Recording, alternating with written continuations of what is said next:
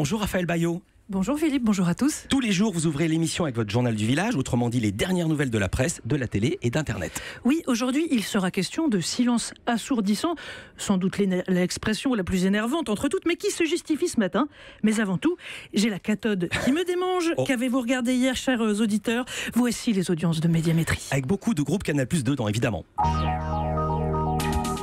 Allez, on va prendre les émissions dans l'ordre. D'abord, William à midi. Hier, la nouvelle émission de William Lémergie sur C8 a été suivie par 137 500 téléspectateurs si on fait la moyenne des deux parties, pour une part d'audience d'1,5%.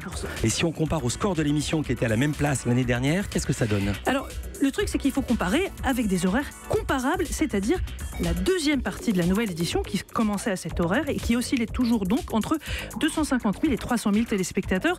C'est donc moins aujourd'hui. Et voilà, il faut avancer, continuer, William. Alors, l'autre score que vous regardez tous les jours, Gérald Brisviret, c'est celui d'Yves Calvi sur Canal+. On le sait, l'info du vrai a du mal à trouver son public depuis le début de la saison. La production a fait des ajustements et depuis, la partie principale de l'émission se stabilise autour de 200 à 250 000 téléspectateurs. Hier donc, score de 238 000 téléspectateurs pour cette partie principale entre 18h50 et 19h45. Et on continue avec la journée type de notre invité, Gérald Brisviret. Oui, vous regardez toujours très attentif. Oui, bah non, mais c'est normal, vous êtes là. Alors, on continue avec les scores de Touche pas à mon poste sur C8. Hier, Cyril Hanouna a réuni 1 204 000 téléspectateurs, une part de marché de 5%. C'est bien, oui, mais la tendance depuis le début de la saison, c'est qu'en face, Quotidien est très en forme sur TMC. Et oui, gros score pour Yann Barthès, presque 1,5 million de téléspectateurs. On va reparler de tout ça, Gérald Brisviret, et évidemment aussi de ce qui marche chez vous, les terriens du dimanche, le foot et d'autres choses encore dans un instant. Village Média sur Europe 1, le journal du village. Et on commence à proprement parler ce journal par les choix du magazine Les Inrecuptibles, au cœur d'un débat depuis hier matin. Oui, vous le savez, hier, Les Inrecuptibles ont choisi de mettre en une le chanteur Bertrand Cantat, une bonne grosse promo à l'occasion de la sortie d'un nouvel album, le premier en son nom propre, depuis sa condamnation en 2004 pour l'homicide de sa compagne, Marie Trintignant. Alors d'abord, qu'est-ce qu'on trouve dans les pages du journal?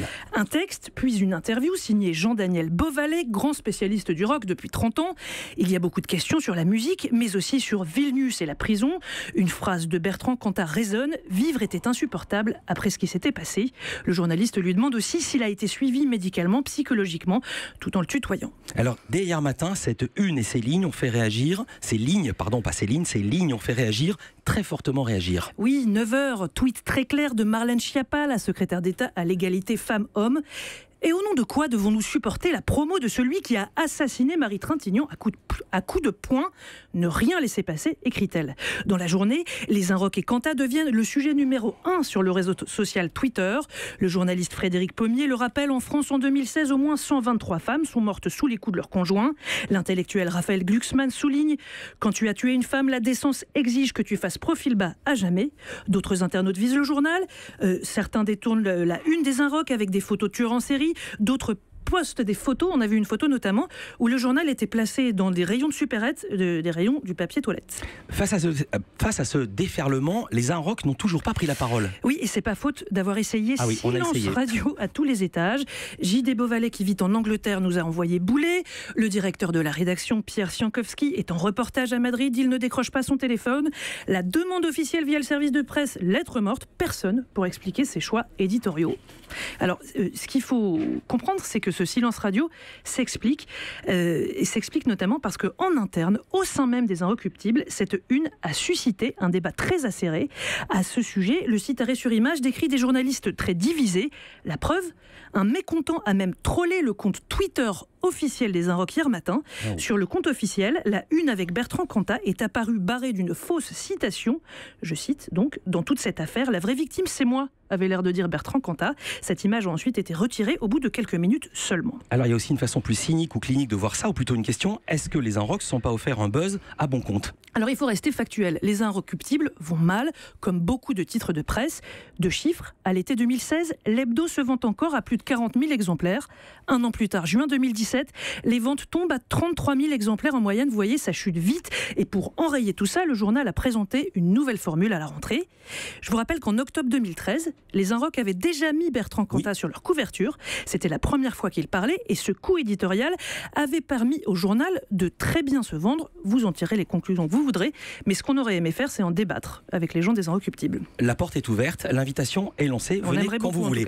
On va passer au lancement officiel de Le Média. Oui, c'était hier soir sur les réseaux sociaux, une soirée en direct depuis les studios de l'antenne à Paris, dans le 11e arrondissement. On en a appris plus sur cette nouvelle télé voulue par des proches de Jean-Luc Mélenchon, une télé qui revendique sa subjectivité. Écoutez Noël Mamère à 21h30. Je pense que l'objectivité, c'est le refuge du renoncement, et c'est donc une sorte d'aveu de faiblesse.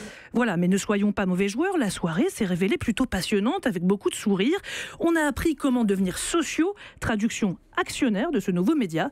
Alors ça se passe via une souscription sur Internet, 5 € la part, transmissible et valable à vie, avec un plafond de 500 titres par personne.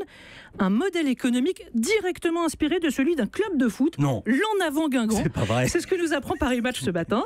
Et d'ailleurs, ce qui s'est passé hier soir sur le média, sur Internet, au moment de faire la démonstration sur la manière dont on peut s'inscrire, le journaliste Guillaume Tatu, par ailleurs conseiller média sur la campagne présidentielle de Jean-Luc Mélenchon, avait omis un léger détail.